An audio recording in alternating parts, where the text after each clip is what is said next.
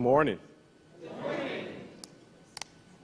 So if you had a chance to look at my bio, most of y'all know that I'm from the South. So see if we can do a little better. Good morning. Good morning. Or we can say, is it well? It's well. Okay. All right.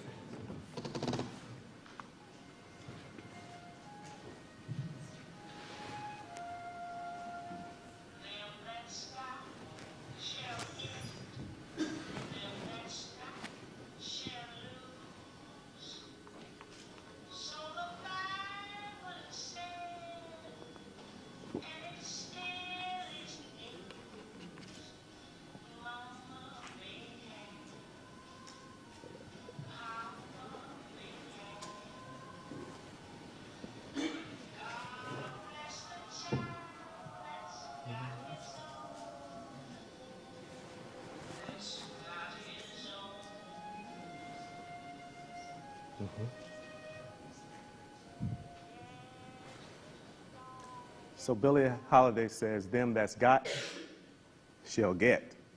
Them that's not shall lose. The Bible says, and it still is news, the strong get more while the weak ones fade. If your pockets are bare, you'll never make the grade. Oh, money, you've got lots of friends crowding around your door. But when your money's gone, your friends won't come around you anymore.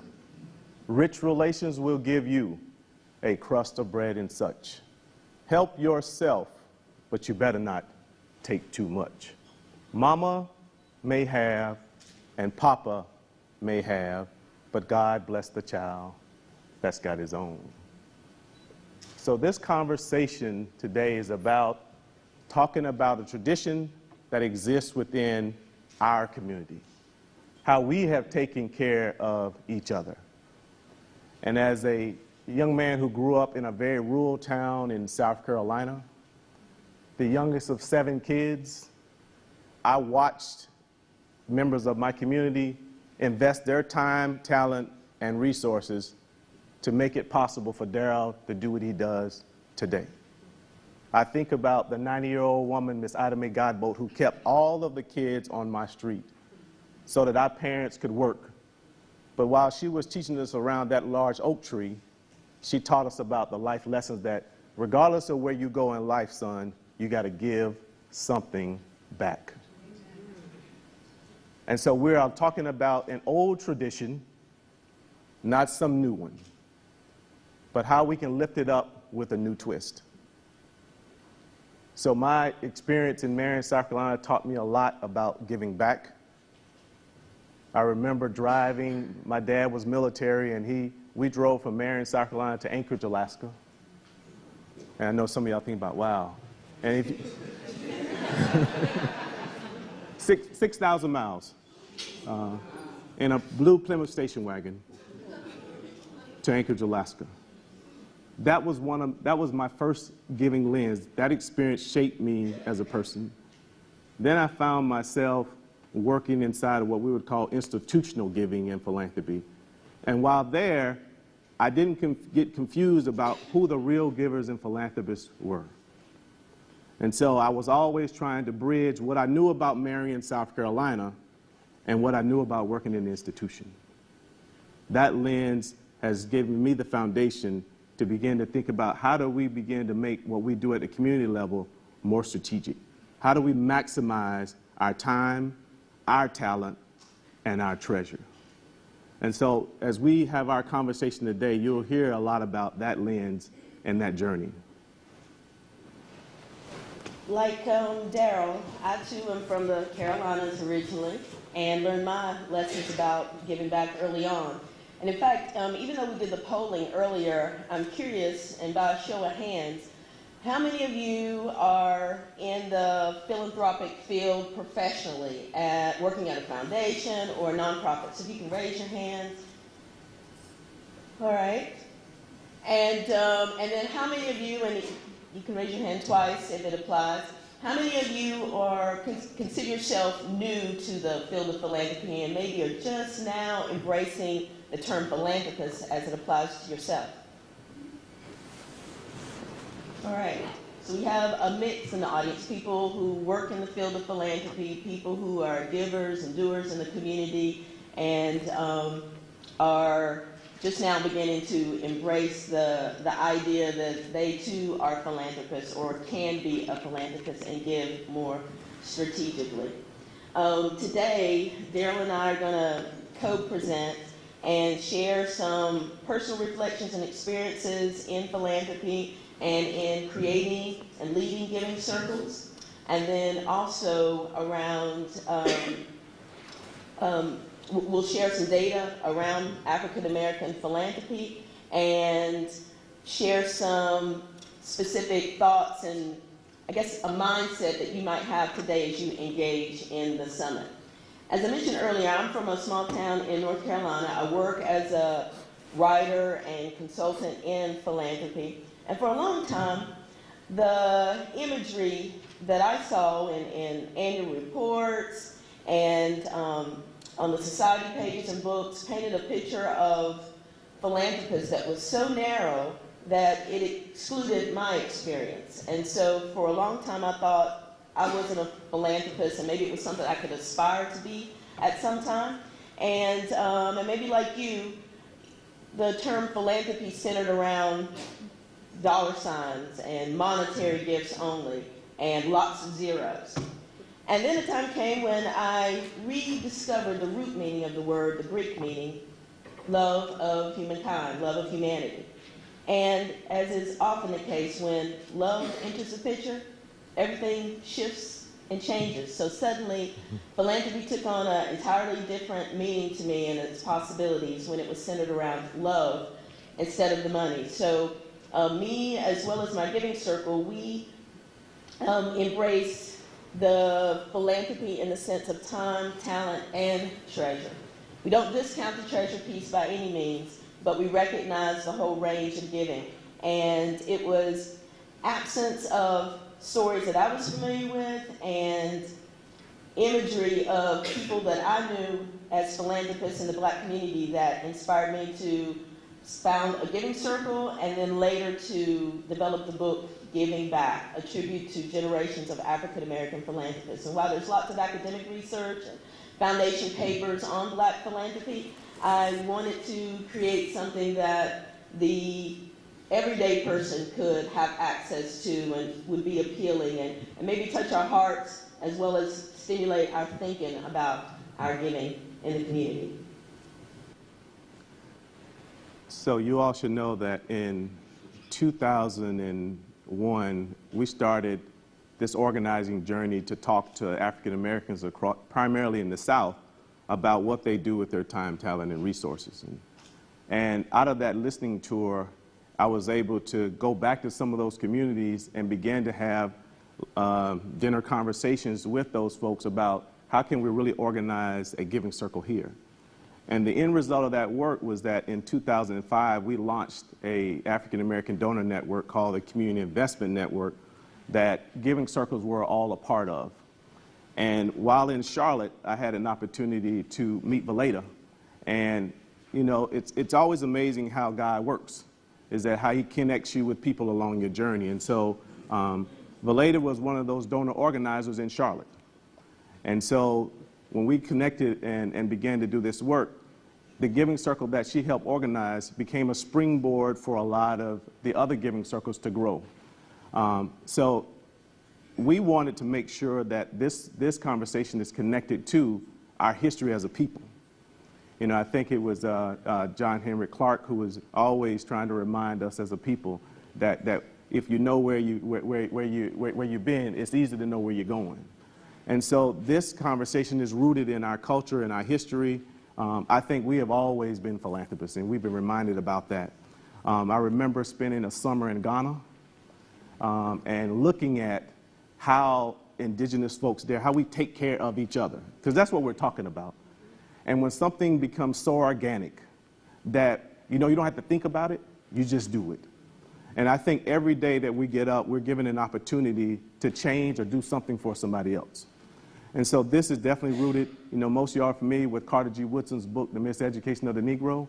And he says in that book, when you control a man's thinking, you don't have to worry about his actions And I'll paraphrase, say, you don't have to make him go to the back door. He will go to the back door without being, and if there is no back door, he will cut one. His education makes it necessary. And so what we're saying is, as a people, if we do the right reflection, we'll see that we have always been those givers. Now, but because of technology and different generations, we can put a new twist on it. But Carter G reminds us that if we keep control of this, then our actions will reflect that we are people rooted in culture and history.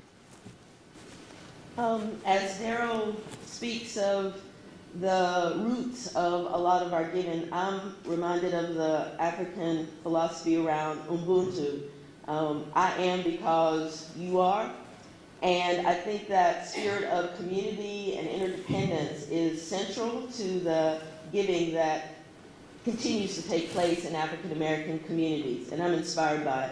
And in fact, despite the fact that a lot of the prevailing narrative and images to date haven't lifted up and celebrated African American philanthropy to the degree I think it deserves, it has been a driving force not only in the African American story and history, but also the American story.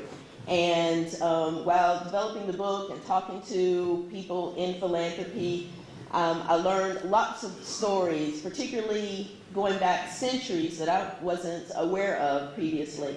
And some of the more inspiring and remarkable ones that stick with me are the examples of Absalom Jones and Richard Allen, early founders of the Black Church.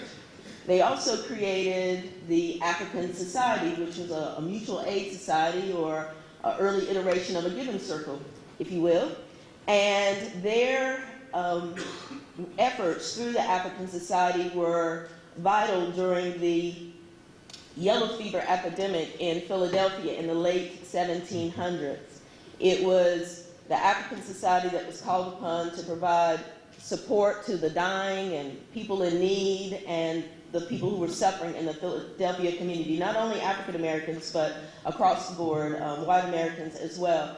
And they set a frame for not only what would become African American philanthropy through their eventual founding of Black churches, but also the frame for American philanthropy. So I like to remind people that despite the fact that the term and the imagery got hijacked to a degree in the early 20th century, that when we take it back to the root meaning, love of humankind, and stories like Absalom Jones and Richard Allen, we can see we've always been a part of the picture, even though it may have been framed to exclude us for a while.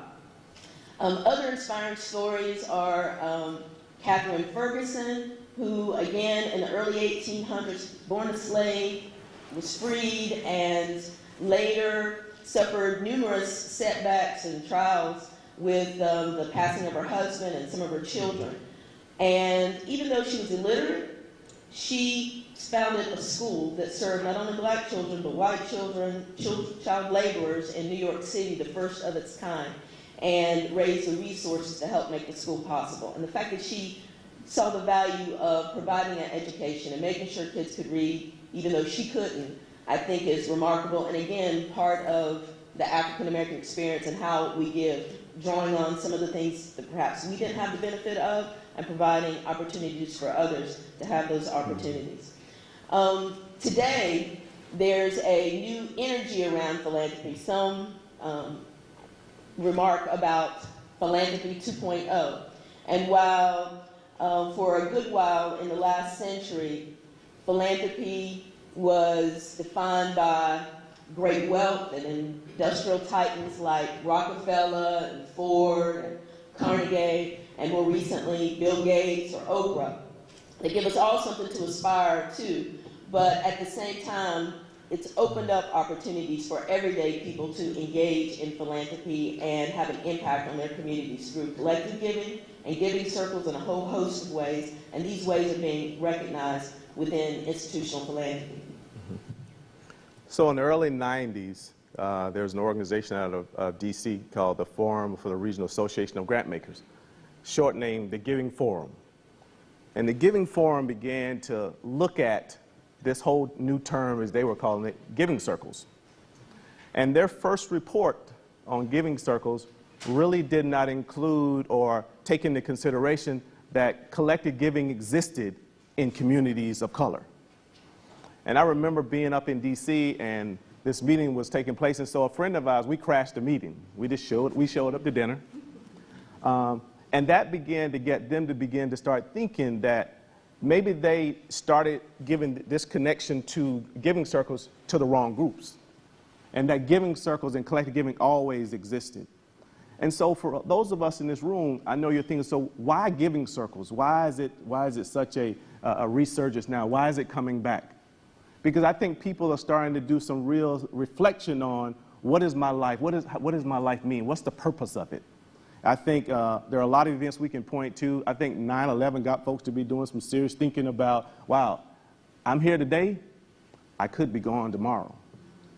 Katrina got a lot of folks to think about, wow, I'm really blessed. I can get up every day, I can walk around, I have a decent job. I'm not worrying about where I'm going to eat. And so we started to begin to want to add more purpose to our lives. And so people started beginning having conversations with people who came to their houses and people you gathered with for lunch. And so that movement began to push the institutional world of giving to say, we better pay attention to what's happening at the community level. And so giving circles is like an on-ramp for a lot of folks into philanthropy. Regardless of what you may have, regardless of, I would say, regardless of what you drive or where you live, giving circles can be a place for you to start to be more strategic in your giving. And because of the collective nature of it, we do it, it's so easy.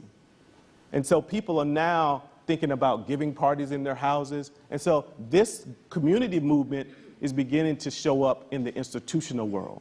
And so we wanted to make sure it was placed in context that this is not something new. It is still something old being revived. Giving circles are providing new access for many people in the community to engage with institutional philanthropy and to make a difference in their community. And other evidence of it and some of the I guess, efforts to provide a counter-narrative to what's previously existed, notions that African Americans aren't involved in philanthropy. Today's summit provides a counter-narrative to that. And other data that a lot of people aren't aware of, the fact that African Americans give 8.6% of our discretionary income to charitable causes, which is more than any other racial group in America, or that we donate 25% more of our discretionary income than do Americans of European descent. And of course, it's known that we give a lot through our churches, and historically that's been the case. A good deal of that giving or that tradition exists because we were excluded from other institutions and other forms of philanthropic and communal assistance. And so the church has been an instrumental way for us to give back and to support our communities. And around 2/3 of our giving does take place through faith-based institutions and faith-based work in our churches. But as was revealed with the polling earlier, we also give to a whole broad array of causes, and education being top among them, but also to health-related issues and medicine, around the environment, around arts and culture. So African Americans give in a whole host of ways, and we do have a long tradition, and giving circles and collective giving represents one of those more prominent and powerful tools for our giving back. So is it equal giving or equal sacrifice?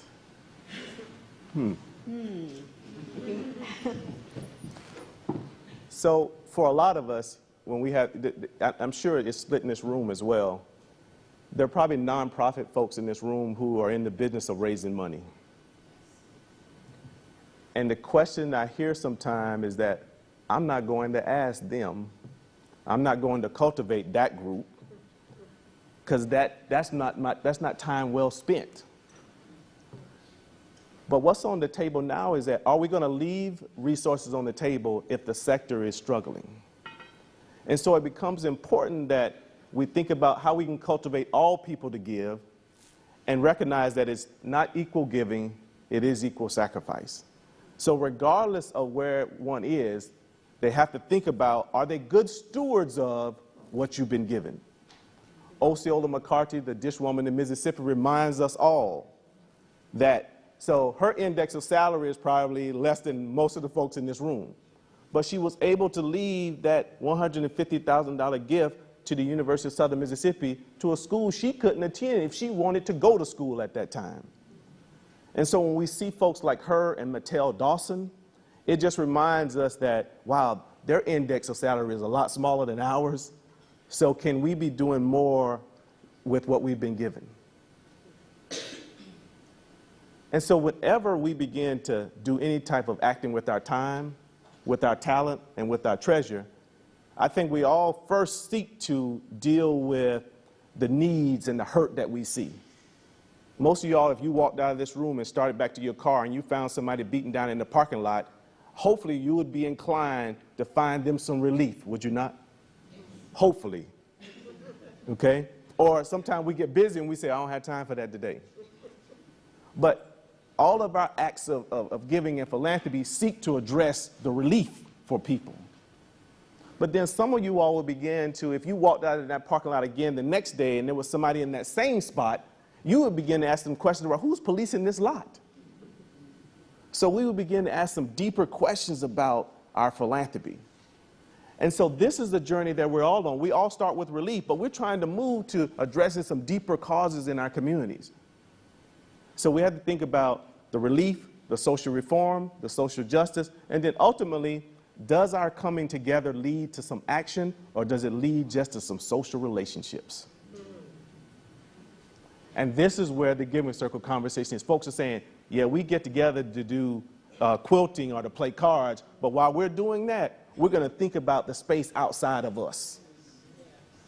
So we're asking the bigger questions for us. And so across the U.S., Valeda and I have had an opportunity to talk to folks who decided that we're going to ask the bigger question. And so what you see on the slides, there are some groups that are part of the network, some are not, that have asked themselves that question. The brothers that you see in the picture were part of a barber shop, of a young brother who asked himself that question, that, you know what, I've been given a lot, now I want to give something back. And so Tim McIntosh, who is the brother that's seated on the left, kind of light-skinned, he had a vision. He said, I'm going to challenge every brother that sits in a chair in this barber shop. We're going to invite you to a conversation to get you to, instead of talking about it, let's be about it. And so out of those monthly conversations, the brothers got together and created a giving circle called A Legacy of Tradition. And they support nonprofit groups that work on producing better outcomes for black men and boys. And so the other groups, the Heritage Quilters was a group in rural North Carolina, a group of sisters who were quilters. They came together to produce these beautiful quilts. But while they were quilting, they were thinking about the barriers that young people in Warrington, a county that was about 70% African American, that kids were not graduating from high school. So they partnered with Teach for America. And so for the Teach for America Corps that came there, they made sure those folks had a good understanding of the culture that these kids were coming from. So they set up a cultural tour in Warrington so these teachers could get a better sense of where these kids were coming from. The Change Fund, most of y'all are familiar with the MacArthur Genius Award. This group, where they give significant money to some type of genius or social innovation. Well, this group took that concept and began to look at grassroots genius and grassroots social innovation, and they began to support folks locally in their own communities with a monetary award to do their work.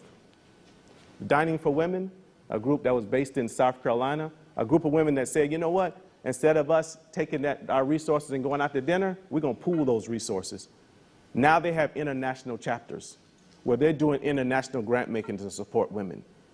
So we highlight that because we want you to see that giving circles is like Play-Doh. You put it on that wheel and you can shape it to be what you want it to be. that fits your group. This is a photograph of my giving circle, new generation of African American philanthropists. We're based in Charlotte, North Carolina. We're about 6 years old.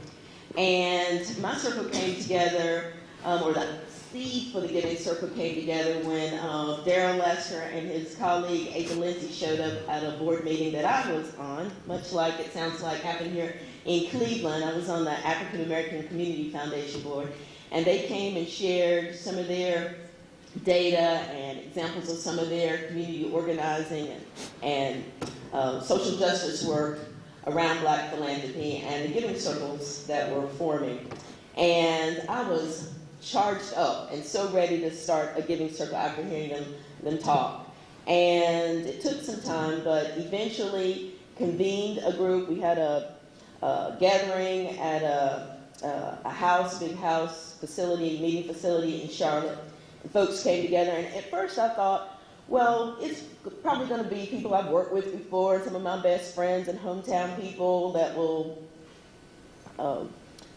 come together and form the circle. And much to my surprise, pleasantly I should say, the people who ultimately came to form the circle, while the initial gathering was around 60, maybe even 80 people, over time as we met monthly, and explored the possibility of creating a giving circle, a nucleus formed, and a small group gelled, and it distilled down to around 20, 25 people. And again, I can't put my finger on what made the people stick to the circle. It wasn't all about who I knew the best previously or had the longest or strongest relationships with, but it seemed to be around some shared values and some intangibles that brought us together. It wasn't about who had the biggest title at the bank in Charlotte or where people worked. It was really surprising, and ultimately it was a broad range of people from a single mom, a nurse, to attorneys, to people who worked in the nonprofit arena, entrepreneurs, a whole host of people. And we pool our charitable dollars. I say that giving circles are, for people who aren't familiar with them, are kind of like a book club or an investment club, and we have shared values around giving back to the community. And in our case, we committed $365 a year as a minimum. You could give more, you gave more to the circle. And that represented $1 a day, which was pretty significant symbolism for us. And through other resources we were able to attract over the last 4 years of the grant making that we participated in, we've given around $40,000 to the community. And also had a spin-off giving circle. My mother served on the board of the Community Foundation in my hometown, and being familiar with giving circles through my experience was instrumental in founding a women's giving circle in my hometown, which is now her circle is about 6 times as big as mine. I think they have about 120 members. And it's a slightly different model. And while my giving circle is men and women, all of African American descent, her circle is multiracial and all women and multi-generational. So there's no script or prescription for exactly what your circle should look like or how it might form and develop. So hopefully we've given you some sense of the landscape or the context for giving circles. You will go deeper in your breakout sessions. But I think it becomes important that we begin to move from what I call the demand side or being seen to the supply side. And I remember looking at Eckhart Tolle's book, and when he talked about abundance and what does it mean to live a life of abundance, has nothing to do with what you got stored up, how long the count might be, how many zeros you might have.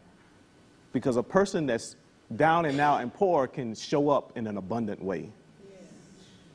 And so giving circles can be a way that we bring our collective abundance to support our communities. And I remember hearing somebody say that until, they say till the least of us are better, the majority of us are not better. I think the word tells us that the poor folk are always going to be with us. So maybe there's a lesson for those of us who do well every day. And so hopefully we pricked your spirit a little bit to begin to think deeper about this giving circle concept. And so as we close this, I know Valeda has some words that I think will live deep in your soul and in your spirits that you can take with you as you go to the breakout sessions. Yes, I'm going to share a story with you that opens the book. I developed and collected stories from givers like yourself, the members of giving circles. And it's a story that opens it, but I'm going to close it today and hope that the message and themes of the story are something that you take away as you engage in the breakout sessions today and then beyond today as well, and begin your work, continue your work as a philanthropist in informing giving circles. And it's titled, Truth Be Told. Let us be clear. Black philanthropy is no mere tinted twin. It's of another motherland and in its entirety apart, as revealed herein. Africa taught its lessons about we ages ago with love and vigor. America tested it though, still does, with regularity and rigor. No titan of wealth from this fine nation. Instead, faith and unity laid its foundation. Did somebody say, noblesse oblige? Please. More like négresse oblige, indeed. It's a proclivity for civility, a style of generic generosity born of a mentality of mutuality, a study in radical reciprocity, caring for folks in need, sharing in a pinch, giving gifts in any amount, even when some come deemed, by some counts, no account. Mindless, yet heartful kindness, just being plain nice, bread lent without a fuss, forever rooted in a most sacred sacrifice. It is of ties that bind the least of us. To help us sister out, be your brother's keeper. Next door, the widow might need a hand to put something deeper and have her back next time, but trust, she's got mine tonight. It's a responsibility, a seldom questioned duty, a thing of supreme Black beauty. Shut out of places that claim to aid, the ancestry sure enough came around with their own homegrown, gracious goodness profound. Treasure scarce, time a measly ration. The kin back then gazed back on their teaching, measuring out lessons in old-world fashion, stirring in truths the faith-filled still believe in, mixing in heaps of talent, seasoned with courage of the valiant. They made a way. As if of loaves and fish, we still feed on their soulful gifts today. Once, dark coast plunder, our people before, here ashore, honed a niche and a knack, and lo and behold, a curious one from scraps and lack, least need and hunger, sprang forth feast, good deeds, and compassion abundant. Lavishly ladled love and humanity with rare fever poured out by people who, ironically, got neither. Despite centuries of bullies, blocks, and blows, in a land designed to keep us down, we instead rose, overcoming wrongs, woulds, coulds, and shoulds. We didn't just make do. we attain greatness and are doing good. A long-lasting legacy of benevolence, absent need of other evidence. So, forget the twisted gifts. We have always given our gifts. Since my aha on what it is and ain't, I can no longer justify undue restraint with newfound awe and order. I think harder, choose wiser, weigh every factor, give and strategize blacker. I'm no longer among the ranks of the fools. Hearing this now too? Consider yourself schooled, so recognize. Thank you, it's been an honor.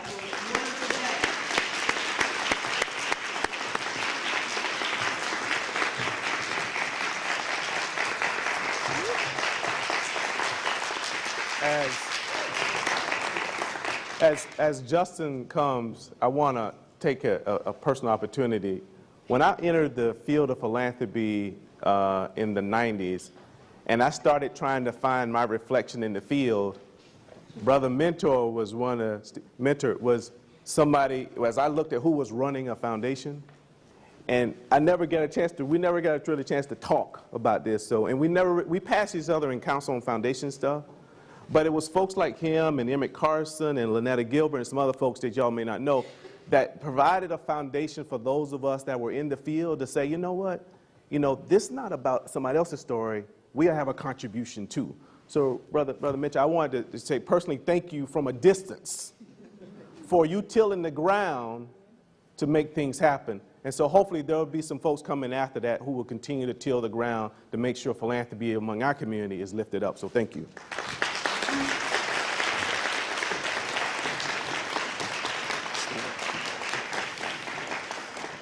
We're actually going to ask Daryl and Valeda to stay on stage for just a moment. We have a few minutes, just a few, to answer any questions that you may have. We're going to be moving into the breakout sessions shortly, and that's where we're really going to roll up our sleeves and get into how do you form a giving circle? What's that process look like? And we're going to actually have worksheets for you to fill out if you so desire. We hope that you will. That you can take back and really take it into the community and begin giving circles. So before we do that, I want to ask the audience, are there any questions that we have for Daryl and Valeda? And I'm sorry, we don't have a mic, but so speak up.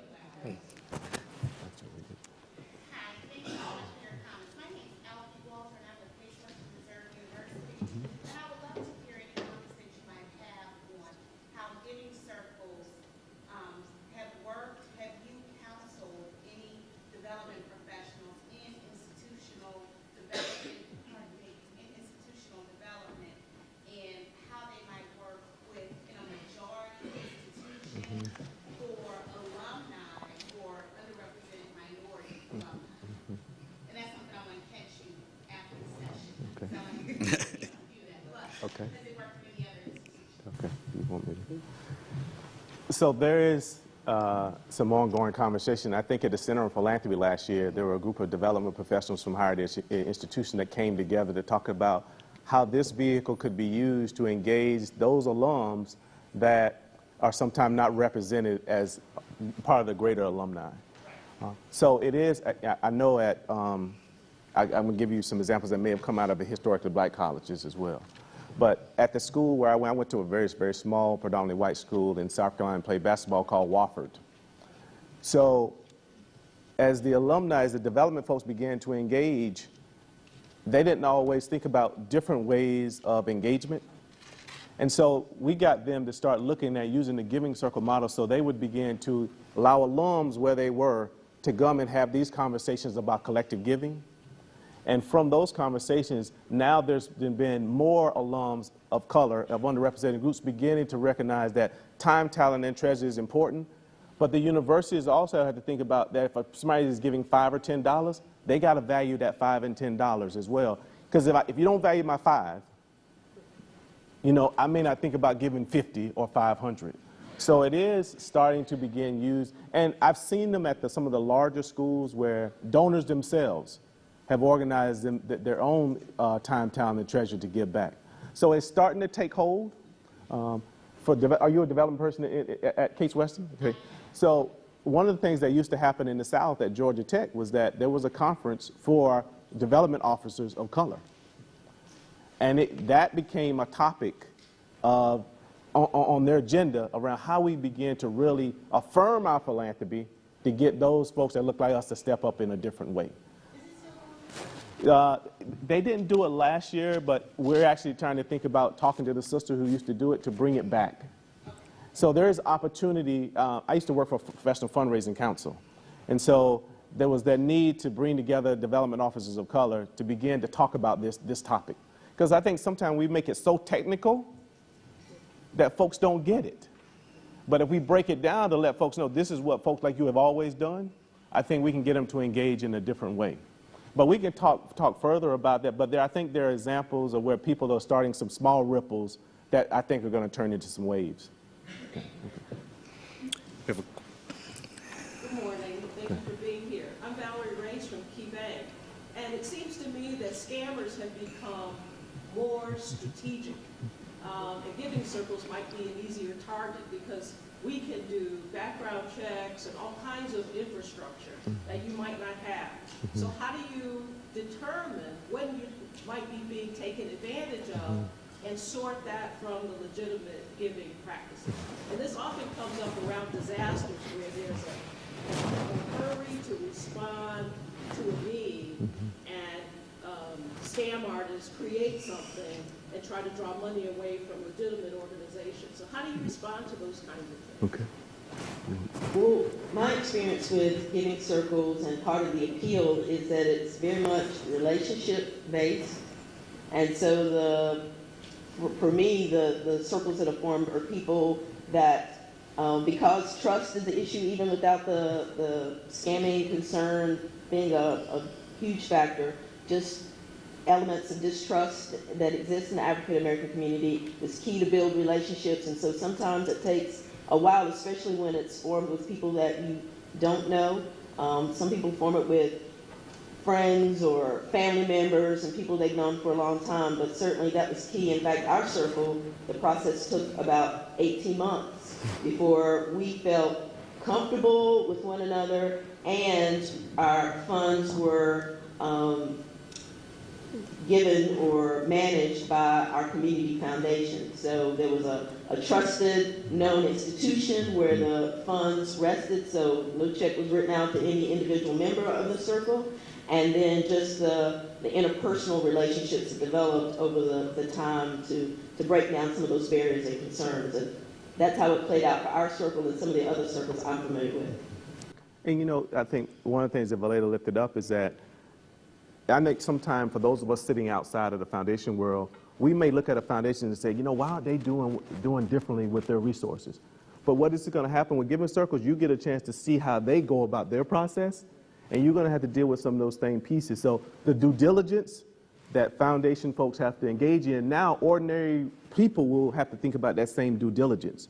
And then folks have to think about, where does our money live?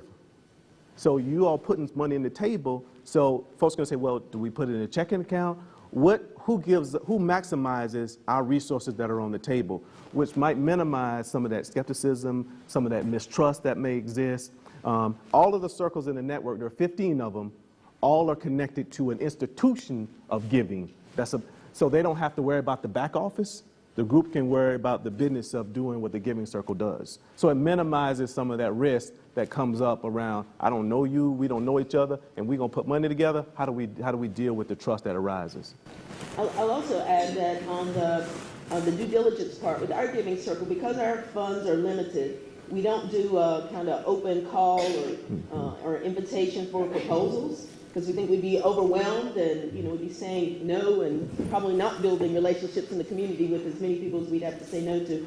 So we do a kind of a stealth due diligence up front, and based on our own work, we talk to professionals in the field and do our own research on who's doing powerful work in African American communities or causes we care about. And through online, through conversations, and then we develop a long list and whittle it down to a short list, and then we invite organizations to apply. And that way, you know, we know they're kind of known entities who we've invited to come to the table. We aren't getting unsolicited requests or unknown, unvetted organizations submitting proposals to us. Both great questions, and we're going to dive even deeper into some of those questions and give you, as the audience, the opportunity to ask those questions in our breakout sessions. Let me just remind you of where we're going and what the breakout sessions are. We have